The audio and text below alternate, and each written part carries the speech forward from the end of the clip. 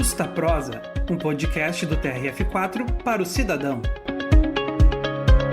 Olá, seja bem-vindo à segunda temporada do podcast Justa Prosa. Este episódio da série No Interesse da População é sobre gestão de pessoas em organizações públicas e privadas. Por isso, vamos ouvir agora a diretora da Divisão de Gestão de Pessoas da Diretoria de Recursos Humanos do Tribunal Regional Federal da 4ª Região, Lilian Weber, que é psicóloga com mestrado e doutorado em administração e pesquisadora da área de gestão em pessoas. O Justa Prosa é uma produção da Secretaria de Comunicação Corporativa do TRF4. Eu sou Marjulie Angonese e converso agora, então, com a psicóloga Lilian Weber. Lilian, um grande prazer tê-la aqui conosco.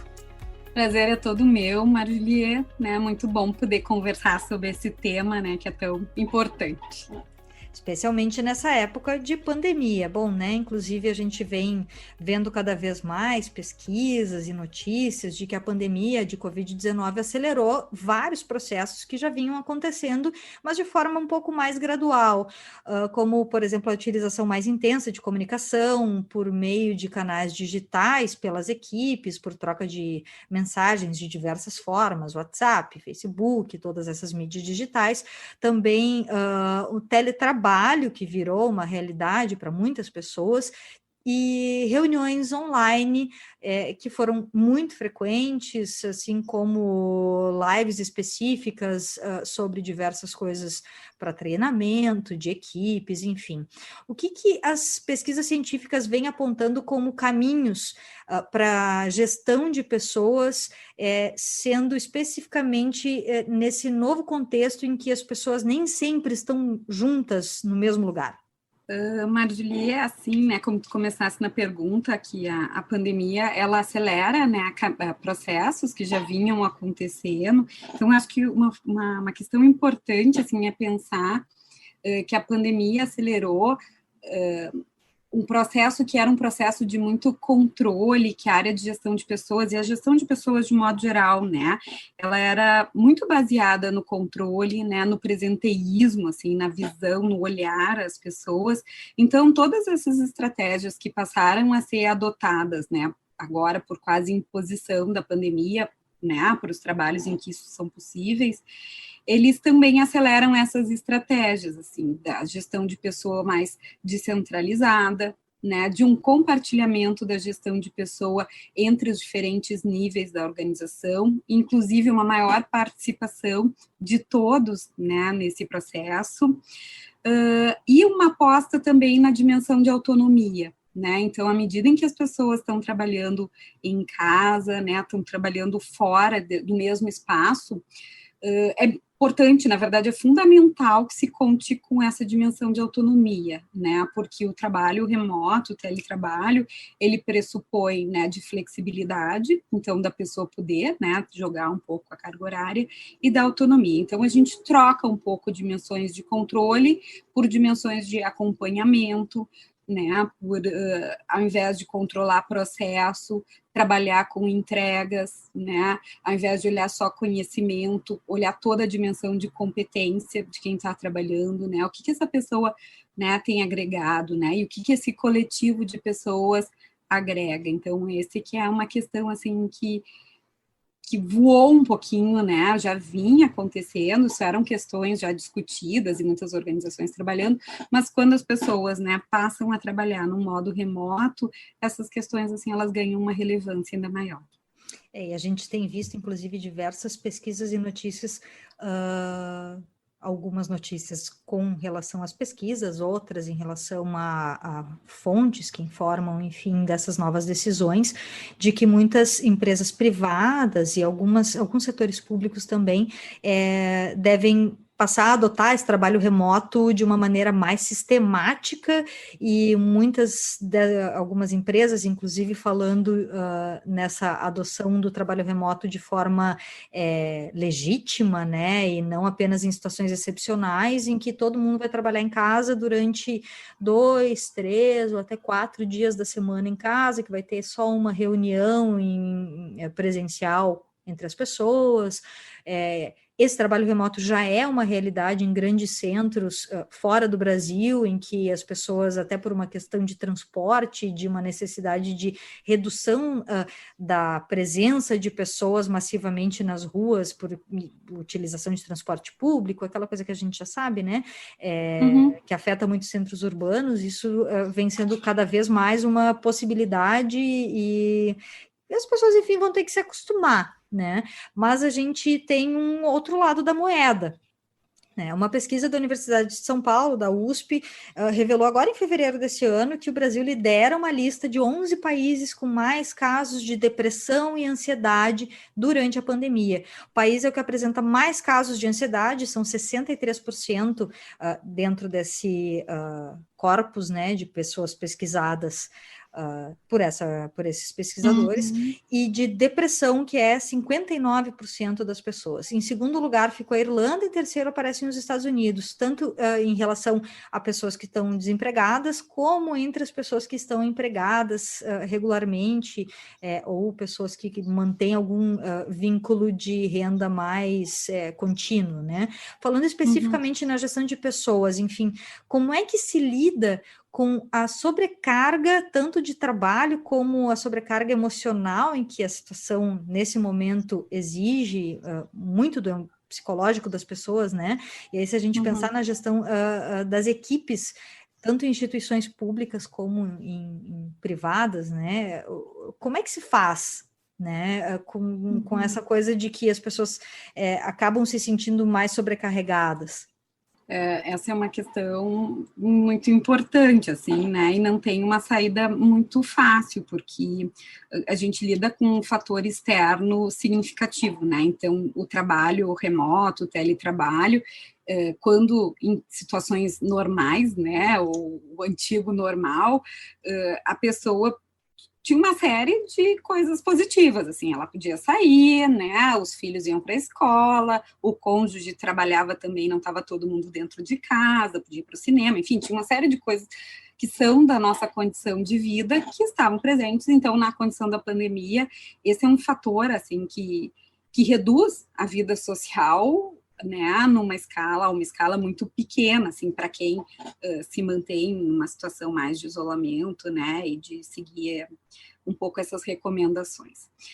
Bom, mas com relação ao trabalho, então a gente tem pessoas que saem pouco, né, famílias que ficam todo mundo em casa, trabalhando, estudando, né, ou que estão sozinhas, que também é um fator, né, que predispõe a situações que afetam a saúde mental, né, mas sobre a sobrecarga, assim, especificamente, né, também é uma questão que não é nova, né, a gente já tinha questões de sobrecarga no trabalho, então ela se intensifica nesse contexto em que aquela dimensão, assim, trabalho, casa, perde uma separação, assim, né, então, assim, a gente fica muito tempo em casa e há um colamento, então, né, entre as questões familiares, né, e as questões do trabalho, assim, então isso gera essa intensidade. O que é importante, né, e aí a gestão de pessoas, de um modo geral, precisa trabalhar com os pequenos grupos, mas o mais importante é que nos diversos grupos, né, isso seja feito um trabalho de um suporte, assim, né, que as equipes possam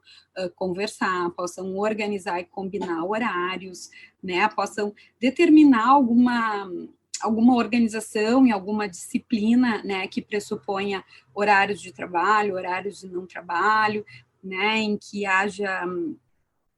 Eu acho que essa dimensão, por exemplo, de limites, ela é importante, mas eu acho que também é importante que haja uma flexibilidade nesse contexto, né? Então,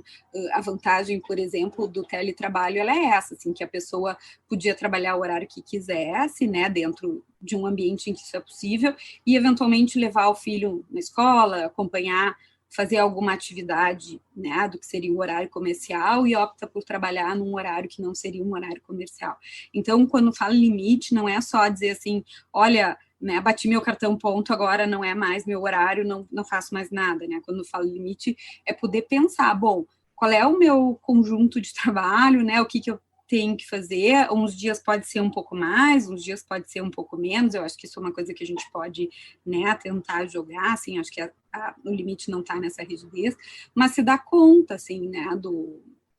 desses horários, desses limites, das pausas, né, e de poder conversar sobre isso, né, com os grupos de trabalho, com os gestores, então de tentar, e com a própria família também, né, acho que, né, poder dizer, olha, agora eu estou aqui nesse processo e vou precisar ficar um pouco mais concentrado, enfim, então rede de apoio é fundamental. O que é, né, nisso a gestão de pessoas, né, não consegue intervir, enfim, nas redes de apoio, mas a gente pode dar o apoio dentro da organização, né, então, por exemplo, no tribunal, a gente tem um setor que dá um suporte, né, a partir dos dados da psicologia do trabalho, assim, de uma intervenção que foca nesse aspecto em que isso pode ser conciliado. Sabe, Marjorie, a gente fez uma pesquisa em julho do ano passado com os nossos servidores para ver como é que eles estavam com a saúde mental, e acho que isso é um dado importante, assim, já foi divulgado à época, né, em que muitos, né, se sentiram mesmo com a situação da pandemia, assim, um pouco satisfeitos de trabalharem em casa, né, e manifestando, então, isso que tu estava dizendo, assim, a facilidade de não ter que fazer o deslocamento, de poder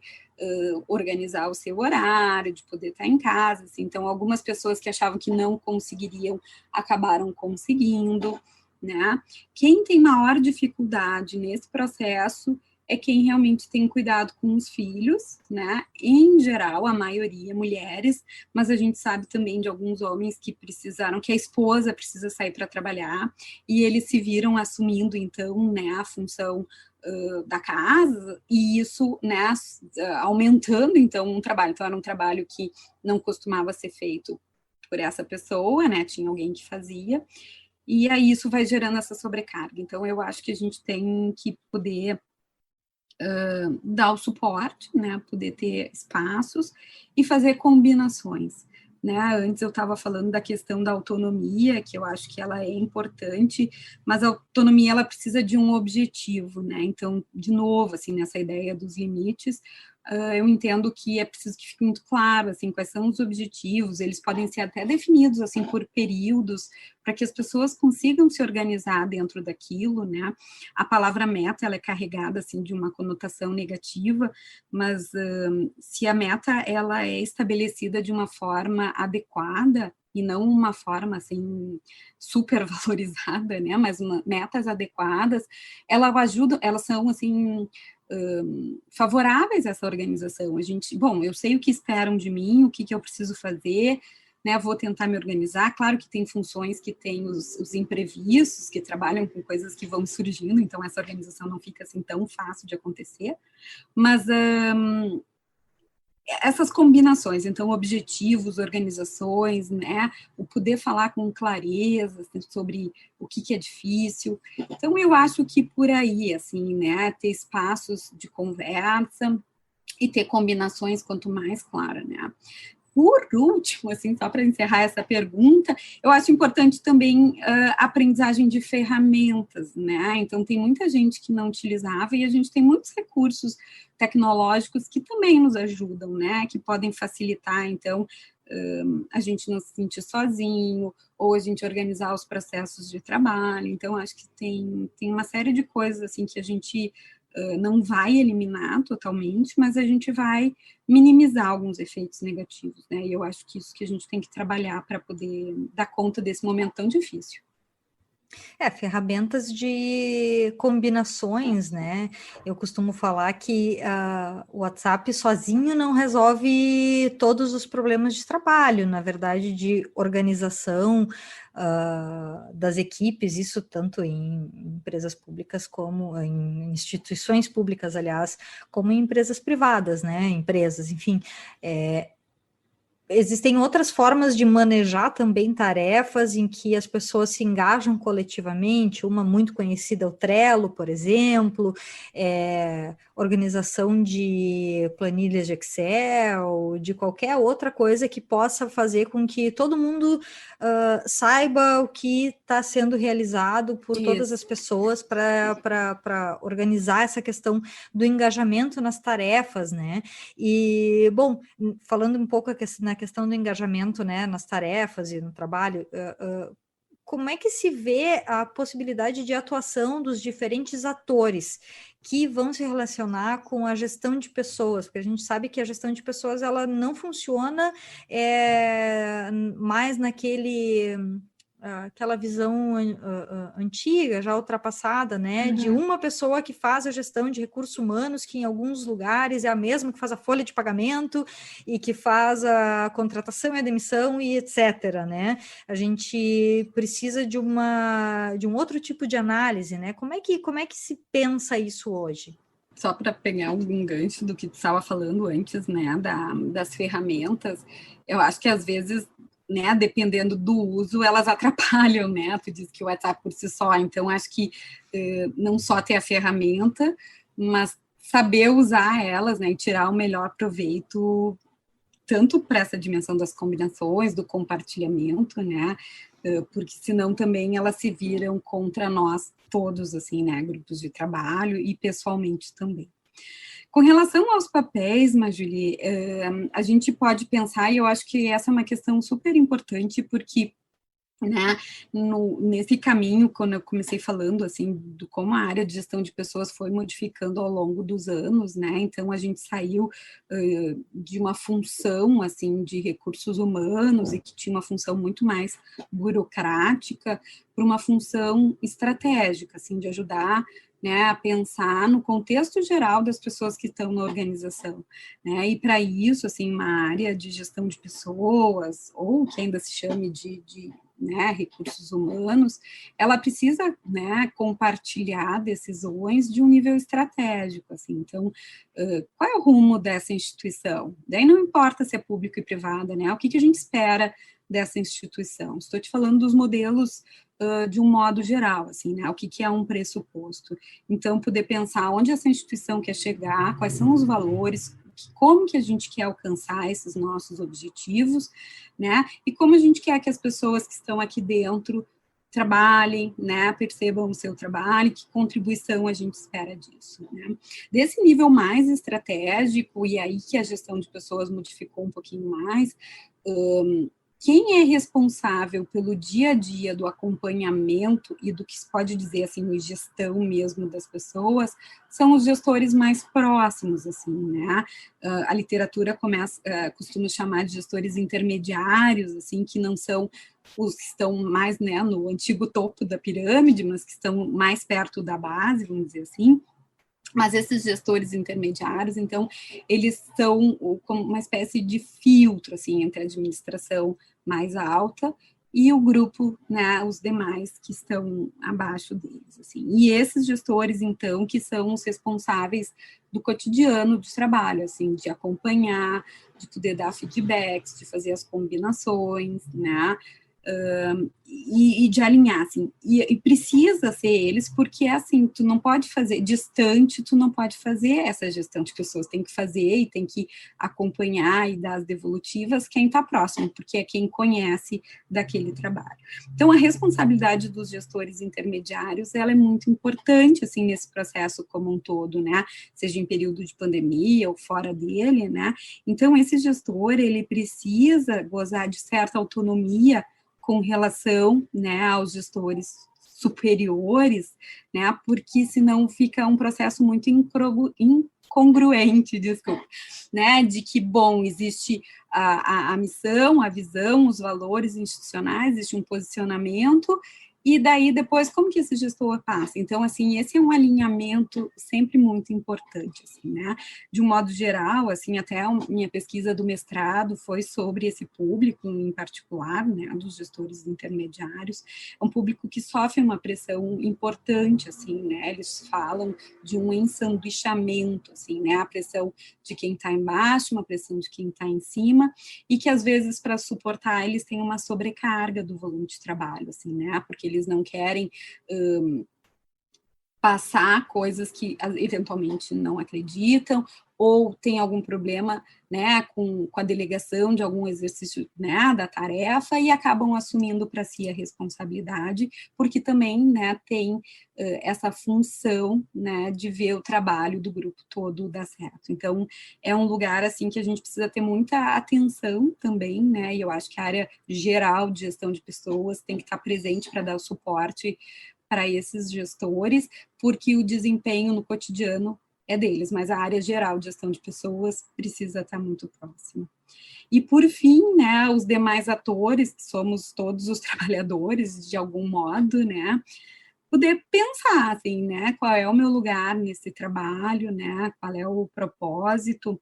Tem uma gestora com quem eu conversei um tempo atrás, ela disse uma coisa muito interessante, assim, que algumas pessoas deslocaram a sensação de prazer para uma outra esfera, né, e que, então, como o trabalho não podendo ser esse local de ter algum tipo de gratificação,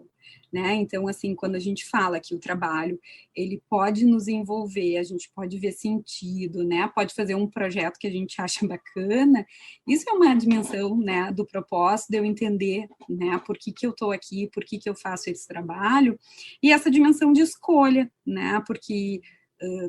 todas as pessoas estão por escolha nos lugares que estão, né? Porque, claro, existem consequências que podem ser difíceis. Posso achar que é difícil eu sair desse lugar porque eu não vou conseguir um trabalho em outro lugar, né? Mas isso é uma escolha também. Então, né, nesse jogo, assim, entre escolhas, bom, eu posso identificar coisas que são criticáveis do meu ambiente, do meu espaço de trabalho, mas eu preciso também pensar na minha contribuição, né, e como eu posso encontrar, assim, projetos que eu possa colocar minha capacidade, meu potencial, né, para contribuir também. E isso, claro, vai valer muito para a instituição, porque as pessoas contribuindo valem, mas, né, e aí a gente pegando o aspecto mais psicológico, quando a gente consegue fazer um trabalho, assim, que tenha sentido, esse é um processo de saúde mental vinculado ao trabalho, né, o trabalho é uma ferramenta de saúde mental, então a gente tem que poder também